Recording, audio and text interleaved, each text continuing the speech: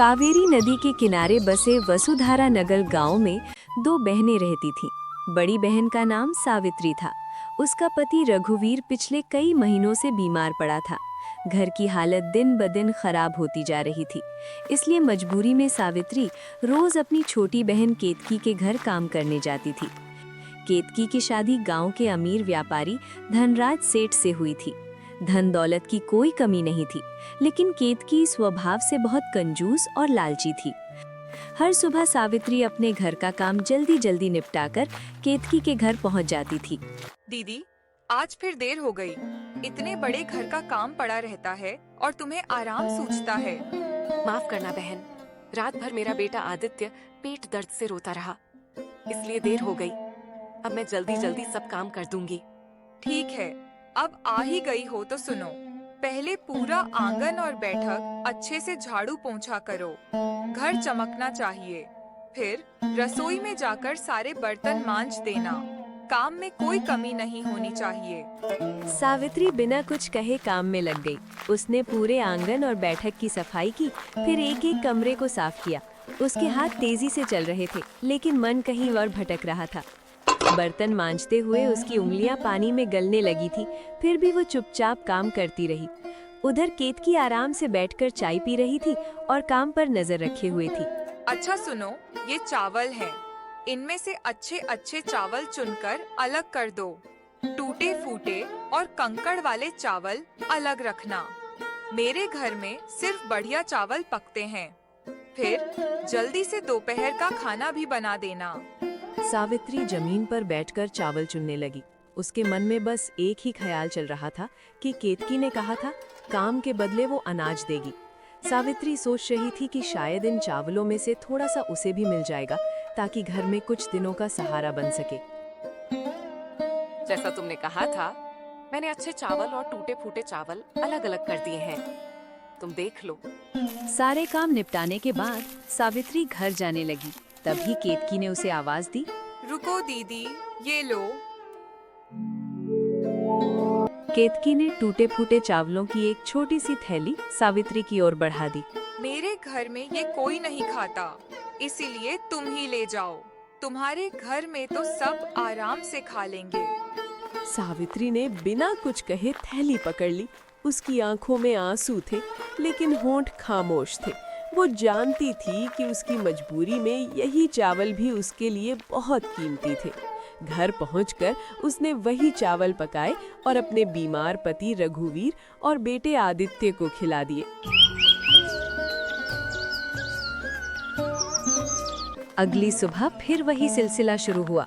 सावित्री रोज की तरह केतकी के घर पहुंची। आज जल्दी आ गई हो, अच्छा हुआ। आज मुझे मछली खाने का बहुत मन है। जल्दी जल्दी झाड़ू पोंछा करो, बर्तन मांझो और फिर मछली बना देना। मसाला अच्छे से पीसना। मछली स्वादिष्ट होनी चाहिए। मेरे पति को मजेदार खाना चाहिए। ठीक है बहन, जैसा तुम कहो मैं सब कर दूंगी। सावित्री ने फिर चुपचाप काम शुरू कर दिया। मसाले पीसते हुए उसके मन में अपने बेटे का चेहरा घूम रहा था, जिसे मछली बहुत पसंद थी। उसने मेहनत से मछली की स्वादिष्ट करी बनाई। घर खुशबू से भर गया। वाह, आज तो बहुत अच्छी खुशबू आ रही है। खाना बढ़िया बना है। मेरे पति को बहुत मजा आएगा। केतकी और धनराज सेठ आराम से बैठकर मछली खाने लगे। सावित्री दूर खड़ी उन्हें देखती रही। उसकी आंखों में एक उम्मीद थी कि शायद आज उसके लिए भी थोड़ी मछली मिलेगी। दीदी, आज तुम्हारे लिए भी कुछ है। ये लो, कल रात का बचा हुआ चावल और सब्जी। घर ले जाकर गर्म कर लेना। सावित्री ने बिना शिकायत किए बासी खाना उठा लिया और घर की ओर चल पड़ी। दिन पर दिन ऐसे ही गुजरने लगे। सावित्री रोज काम करती और बदले में बासी या खराब खाना लेकर लौटती, लेकिन मजबूरी उसे चुप रहने पर मजबूर करती रही। दिन यूं ही बीतते जा रहे थे। सावित्री हर सुबह केतकी के घर काम करने आती और शाम को बासी या बचा खुचा खाना लेकर लौट जाती। रघुवीर की बीमारी अभी भी ठीक नहीं हुई थी और घर की हालत जस की तस बनी हुई थी। सावित्री के लिए अब चुप रहना ही आदत बन चुका था। एक दिन सुबह सुबह केतकी ने सावित्री को बुलाया। दीदी, कल सुबह जरा जल्दी आ जाना। मेरे पति के व्यापार में बहुत बड़ा फायदा हुआ है। घर में पूजा का बड़ा आयोजन रखा है। बहुत सारे मेहमान आएंगे। ढेर सारी मिठाइयाँ और पकवान बनेंगे। मुझे तुम्हारी पूरी मदद चाहिए। ठीक है बहन, मैं सुबह जल्दी आ जाऊंगी। जो भी काम होगा पूरी मेहनत से करूंगी।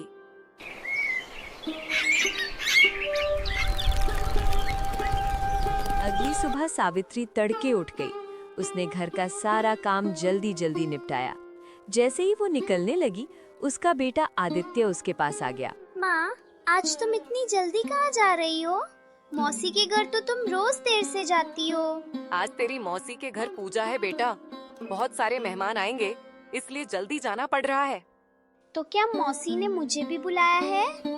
आज तो वहाँ मिठाइयाँ बनेंगी ना माँ? मेरे लिए भी लाना। सावित्री एक पल चुप रही। उसके दिल में टीस उठी, क्योंकि उसे पता था कि केतकी ने उसे अपने बेटे को लाने के लिए कभी नहीं कहा था। नहीं बेटा, आज तेरे पिताजी अकेले रह जाएंगे। तू घर पर रहकर उनका ख्याल रखना। मैं काम करके जल्दी लौट आऊंगी। सावित्री किसी तरह बेटे को समझाकर निकल गई। रास्ते भर उसके मन में यही बात घूमती रही कि केतकी ने पूरे गांव को बुलाया, लेकिन उसे एक बार भी नहीं कहा कि अपने बच्चे को साथ ले आना। केतकी के घर आज भारी चहल पहल थी। आंगन में बड़े बड़े बर्तन रखे थे। हलवाई काम में लगे हुए थे। खीर, पूड़ी, कचौड़ी, मिठाइयों और पकवानों की खुशबू पूरे घर में फैल रही थी। आ गई तुम। अब जल्दी जल्दी काम में लगो। पहले घर के बाहर झाड़ू लगाओ, फिर पूजा वाले कमरे की सफाई करो और सारे बर्तन चमकने चाहिए। आज कोई कमी नहीं होनी चाहिए। ठीक है बहन, सब काम हो जाएगा। सावित्री जल्दी जल्दी सारे काम करने लगी। उसने एक एक कोना साफ किया। धीरे धीरे पूजा का समय भी आ पहुंचा। केतकी सजी धजी अपने पति धनराज के साथ पूजा के स्थान पर आ बैठी। उसके चेहरे पर संतोष था और सिर पर गहनों की चमक झलक रही थी। गांव के सबसे बड़े पुजारी को बुलाया गया था। पूरे विधि विधान के साथ पूजा हो रही थी। सारे मेहमान भी वहीं बैठे थे। कुछ देर बाद पूजा समाप्त हुई। मेहमानों को बैठाकर पत्तलों में भोजन परोसा गया। पूरा गांव केतकी के घर में स्वादिष्ट भोजन का आनंद ले रहा था। खीर की खुशबू, मिठाइयों का स्वाद और पकवानों की रौनक चारों ओर फैल गई। हर कोई खाने का मजा ले रहा था और सबको भोजन बहुत पसंद आया। फिर धीरे धीरे मेहमान खाना खाकर अपने अपने घर चले गए। घर में अब शांति छा चुकी थी, लेकिन अभी भी बहुत सारे पकवान और मिठाइयाँ बची हुई थी। दीदी, ये सब बचे हुए पकवान रसोई में रख दो और मिठाई के बर्तनों में नीचे जो चूरा और चीनी लगी है उसे अलग निकाल लेना। सावित्री चुपचाप सब कुछ समेटने लगी। तभी केतकी उसे अपने कमरे में बुलाती है। ये लो दीदी, तुम्हारे लिए मिठाइयों के टूटे फूटे टुकड़े और ये चूरा। मेरे घर में ये कोई नहीं खाता। तुम अपने बेटे को खिला देना। सावित्री ने पोटली पकड़ ली। आज उसके दिल में दर्द कुछ ज्यादा ही गहरा था। उसने एक शब्द भी नहीं कहा और घर की ओर चल पड़ी। आज उसे साफ समझ आ गया था कि उसकी बहन के दिल में अब इंसानियत नाम की कोई चीज नहीं बची है। रोते रोते सावित्री जंगल के उस कच्चे रास्ते से गुजर रही थी। हाथ में मिठाइयों के टूटे फूटे टुकड़ों की पोटली थी और आंखों में बेबस आंसू। आज पहली बार उसका दिल पूरी तरह टूट चुका था। उसे लगने लगा था कि अब वो ये अपमान और गरीबी ज्यादा दिन नहीं सह पाएगी। चलते चलते उसके कदम अचानक रुक गए। सामने वही पुराना मंदिर था जिसके बारे में गांव में कहा जाता था कि वहां नाग देवता स्वयं विराजते हैं। मान्यता थी कि जो भी सच्चे मन से यहाँ अपनी पीड़ा रखता है वो कभी खाली हाथ नहीं लौटता। सावित्री मंदिर के चबूतरे पर बैठ गई। उसकी आंखों से आंसू लगातार बह रहे थे। उसने पहली बार खुलकर अपनी तकलीफ शब्दों में उतारी। हे नाग देवता, अब मुझसे यह गरीबी और अपमान सहा नहीं जाता। हर दिन दूसरों के घर काम करके बदले में बासी खाना और तिरस्कार मिलता है। मेरा पति महीनों से बीमार है और मेरा बेटा रोज मुझसे उम्मीद लगाए बैठा रहता है कि माँ कुछ अच्छा लेकर आएगी। आज भी वह मेरा इंतजार कर रहा होगा कि माँ मिठाई लाई होगी, लेकिन मेरे पास देने के लिए सिर्फ टूटे हुए टुकड़े हैं। अगर आपको मुझ पर जरा भी दया आती है तो यही मुझे अपने विष से मुक्त कर दीजिए, ताकि मेरा बच्चा मेरी आंखों के आंसू ना देखे। सावित्री देर तक रोती रही। जंगल में सन्नाटा था। तभी अचानक मंदिर के भीतर हल्की सी सरसराहट हुई। ऐसा लगा जैसे किसी ने उसकी बात सुन ली हो, लेकिन नाग देवता प्रकट नहीं हुए, ना ही सावित्री को कोई नुकसान हुआ। कुछ देर बाद सावित्री धीरे धीरे वहां से उठी और अपने घर की ओर चल पड़ी। जैसे ही वो घर पहुंची, उसका बेटा आदित्य दरवाजे पर बैठा उसका इंतजार कर रहा था। माँ, तुम आ गई। मैं कब से तुम्हारा इंतजार कर रहा था। क्या आज तुम मेरे लिए मिठाई लाई हो? सावित्री के हाथ कांपने लगे। उसकी आंखों से आंसू टपक पड़े। उसने धीरे से पोटली खोली और तभी एक चमत्कार हो गया। पोटली के अंदर टूटे फूटे टुकड़ों की जगह ढेर सारी रंग बिरंगी मिठाइयाँ, लड्डू, पेड़े, जलेबी और गरम गरम पकवान रखे थे। आदित्य खुशी से उछल पड़ा। हे भगवान, ये कैसे हो सकता है? मैं तो सिर्फ चूरा लेकर आई थी। ये सब कहाँ से आ गया? सावित्री घर के अंदर गई और वहाँ का नजारा देखकर उसके पैरों तले जमीन खिसक गई। उसका कच्चा घर अब चमक रहा था। कोनों में सोने चांदी के सिक्के पड़े थे। उसी पल रघुवीर, जो महीनों से बिस्तर पर पड़ा था, धीरे धीरे उठकर खड़ा हो गया। सावित्री, मुझे पता नहीं क्या हुआ, लेकिन आज मेरा शरीर बिल्कुल ठीक लग रहा है, जैसे सारी बीमारी खत्म हो गई हो। सावित्री समझ गई थी, ये सब किसी चमत्कार से कम नहीं था। उसने पति और बेटे को मंदिर में हुई सारी बात बता दी। ये सब नाग देवता की कृपा है। उन्होंने मेरी पुकार सुन ली। आज से हमारी किस्मत बदल गई है। उस रात सावित्री के घर में पहली बार आंसुओं की जगह सुकून की नींद उतरी थी। 3 दिन बीत चुके थे। सावित्री अब अपने नए, सुंदर और सजे हुए घर में रह रही थी। रघुवीर पूरी तरह ठीक हो चुका था और फिर से खेतों की देखभाल करने लगा था। घर में अब बीमारी, भूख और चिंता की जगह सुकून और खुशहाली थी। लेकिन वसुधरा नगर के एक और घर में सुकून नहीं, बेचैनी पल रही थी। केतकी सुबह से परेशान थी। 3 दिन हो गए थे, लेकिन सावित्री काम पर नहीं आई थी। न झाड़ू पोछा, न बर्तन, न रसोई। उसे ये बात खटक रही थी। 3 दिन हो गए, सावित्री अभी तक काम पर क्यों नहीं आई? ना कोई खबर, ना कोई संदेश। कहीं कोई नई चाल तो नहीं चल रही? केतकी ने अपने नौकर को बुलाया। तू अभी इसी वक्त जाकर देख, मेरी बहन कहाँ है और क्या कर रही है। जल्दी खबर लाना। नौकर सावित्री के घर की ओर चल पड़ा। जैसे ही वो वहां पहुंचा, उसकी आंखें फटी की फटी रह गईं। जहां पहले टूटा फूटा घर था, वहां अब एक बड़ा और सजा हुआ मकान खड़ा था। आंगन साफ था, घर में खुशहाली थी। नौकर ने देखा कि रघुवीर बिल्कुल स्वस्थ होकर खेत की ओर जा रहा था और सावित्री घर के आंगन में अपने बेटे के साथ हंसती हुई बैठी थी। घबराया हुआ नौकर तुरंत केतकी के पास लौट आया। मालकिन, ये तो चमत्कार हो गया। आपकी बहन अब बहुत अमीर हो गई है। नया घर, ढेर सारा सोना और उनके पति भी पूरी तरह ठीक हो गए हैं। केतकी का चेहरा सख्त हो गया। उसके भीतर जलन की आग जल उठी। ये कैसे हो सकता है? जिसे मैं टूटे चावल और बासी खाना देती थी, वो रातों रात इतनी अमीर कैसे बन गई? शाम को जब धनराज सेठ घर लौटा, केतकी ने उसे सारी बात बता दी। सुनते हो जी, मेरी दीदी अचानक बहुत अमीर हो गई है। उनका घर महल जैसा हो गया है और उनके पति भी ठीक हो गए हैं। ये सब अचानक कैसे हो गया? अगर सच है तो ये तो खुशी की बात है। उन्होंने बहुत दुख झेला है। तुम जाकर उनसे पूछ लो कि ऐसा क्या हुआ। केतकी के मन में अब खुशी नहीं, सिर्फ लालच था।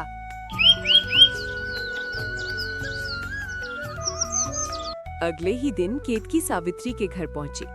जैसे ही उसने वो बड़ा और सुंदर घर देखा, उसका दिल जल उठा। अंदर पहुंचते ही उसने बनावटी चिंता दिखाई। दीदी, तुम काम पर नहीं आ रही थी, तो मुझे चिंता हो गई। पर ये सब कैसे हो गया? तुम इतनी अमीर कैसे बन गई? केतकी, तू रोज मुझे जो बचे खुचे बासी चावल और सब्जी देती थी और उस दिन जो मिठाई का चूरा और शक्कर दी थी ना, वही सब लेकर मैं घर लौट रही थी। रास्ते में मंदिर के सामने बैठ गई थी। मन बहुत भारी था, बस रो पड़ी थी। उसके बाद क्या हुआ, ये सब तू अपनी आंखों से देख ही रही है। केतकी सावित्री का नया घर देख रही थी। चारों तरफ सुख समृद्धि, चमकता आंगन और बदली हुई किस्मत। उसका दिल जल उठा। उसके भीतर की जलन अब लालच में बदल चुकी थी। उसी पल उसने मन ही मन ठान लिया कि वो अपनी बड़ी बहन से भी ज्यादा अमीर बनेगी। उसी दिन केतकी ने घर जाकर अपने पति धनराज सेठ को सब बताया। सुनते हो जी, अब मुझे सब समझ में आ गया है। दीदी इतनी अमीर कैसे बनी? मैं रोज जो खराब और बासी खाना उसे देती थी, वही लेकर वह मंदिर के पास बैठ गई थी। और देखो, उसके बाद उसकी किस्मत ही बदल गई। हमें भी वही करना होगा। केतकी, हम पहले से ही सुखी और अमीर हैं। भगवान ने हमें बहुत कुछ दिया है। इतना लालच ठीक नहीं होता। लालच इंसान को बर्बाद कर देता है। नहीं, मुझे कुछ नहीं सुनना। वो मुझसे ज्यादा अमीर नहीं हो सकती। कल तक उसकी कोई औकात नहीं थी और आज वह मुझसे आगे निकल गई। अब मैं भी वही करूंगी जो उसने किया था। धनराज ने बहुत समझाया, लेकिन केतकी पर लालच का भूत सवार हो चुका था। उसी दिन दोपहर के समय केतकी सावित्री के घर पहुंची। आंखों में झूठे आंसू थे और चेहरे पर बनावटी दुख। दीदी, मुझे माफ कर दो। मैंने तुम्हारे साथ बहुत बुरा किया। आज मेरे पति के कारोबार में बहुत बड़ी मुसीबत आ गई है। अब तो घर चलाना भी मुश्किल हो रहा है। मुझे अपने घर काम पर रख लो। जैसे तुम मेरे यहाँ काम करती थी, वैसे ही अब मैं कर लूंगी। केतकी, तू क्यों चिंता करती है? तू मेरी सगी बहन है। जो मदद मुझसे हो सकेगी मैं जरूर करूंगी। नहीं दीदी, मुझे पैसों की मदद नहीं चाहिए। बस मुझे काम दे दो और बदले में खाना दे देना। सावित्री दिल की बहुत साफ थी। वो केतकी के झूठ को समझ तो गई थी, लेकिन फिर भी उसने कुछ नहीं कहा। उसने केतकी को अपने घर काम पर रख लिया।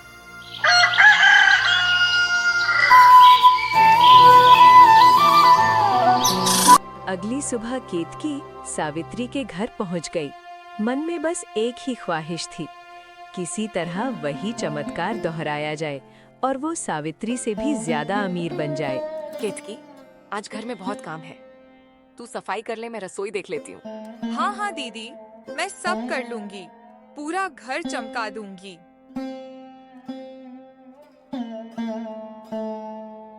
दिन भर काम करने के बाद जब शाम को जाने का समय आया, सावित्री ने केतकी के लिए ताजा गर्म खाना और मिठाई एक थैले में रख कर दी। ले केतकी, ये ताजा खाना और मिठाई अपने साथ ले जा। नहीं दीदी, मुझे वही देना जो मैं तुम्हें दिया करती थी। बासी बचा खुचा खाना, मुझे अच्छा खाना नहीं चाहिए। सावित्री चौंक गई, लेकिन केतकी की जिद इतनी गहरी थी कि मजबूरी में उसे बासी खाना ही देना पड़ा। केतकी खुशी खुशी वही खाना लेकर घर लौट गई। अगले दिन भी वही हुआ और फिर उसके बाद भी। केतकी रोज काम पर आती और जाते वक्त जबरदस्ती बासी खाना ही ले जाती। कई दिन बीत गए। केतकी के मन में लालच और गहराता गया। अब मुझे भी वही करना पड़ेगा जो दीदी ने किया था। मैं आज ही मंदिर जाऊंगी और वही बातें कहूंगी, तभी मैं उससे भी ज्यादा अमीर बनूंगी। लालच से भरा दिल लेकर केतकी मंदिर पहुंची और जोर जोर से रोने लगी। हे नाग देवता, मैं बहुत गरीब हूँ। मेरे जीवन में सिर्फ दुख है। मैं रोज अपनी बहन के घर काम करती हूँ, लेकिन वह मुझे हमेशा बासी खाना देती है। आज भी वही दिया है। अब मुझसे ये जीवन नहीं सहा जाता। आप मुझे यहीं मुक्त कर दीजिए। अचानक मंदिर के भीतर गंभीर और गूंजती हुई आवाज आई। मूर्ख स्त्री, तू लालच में अंधी हो चुकी है। तूने अपनी ही बहन से ईर्ष्या की। तुझे रोज ताजा खाना मिलता था, लेकिन तूने जानबूझकर बासी मांगा। अब झूठ बोलकर मुझसे वरदान चाहती है। केतकी कांपने लगी। मुझे माफ कर दीजिए, मैं लालच में अंधी हो गई थी।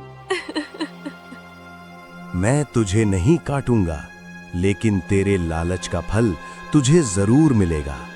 तेरा आलीशान घर झोपड़ी में बदल जाएगा, तेरा सारा धन मिट्टी में बदल जाएगा। केतकी रोती चिल्लाती अपने घर की ओर भागी।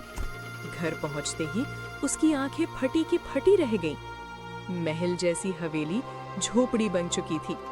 सोना चांदी ईंट पत्थर में बदल चुका था। केतकी, ये सब क्या हो गया? तूने क्या किया? केतकी रोते रोते सारी सच्चाई बता देती है। मैंने कहा था ना, लालच मत करो। आज तेरे लालच ने मेरी जिंदगी भर की मेहनत मिट्टी में मिला दी। इस तरह लालच और जलन में अंधी हुई केतकी अपने ही हाथों अपनी जिंदगी बर्बाद कर बैठी।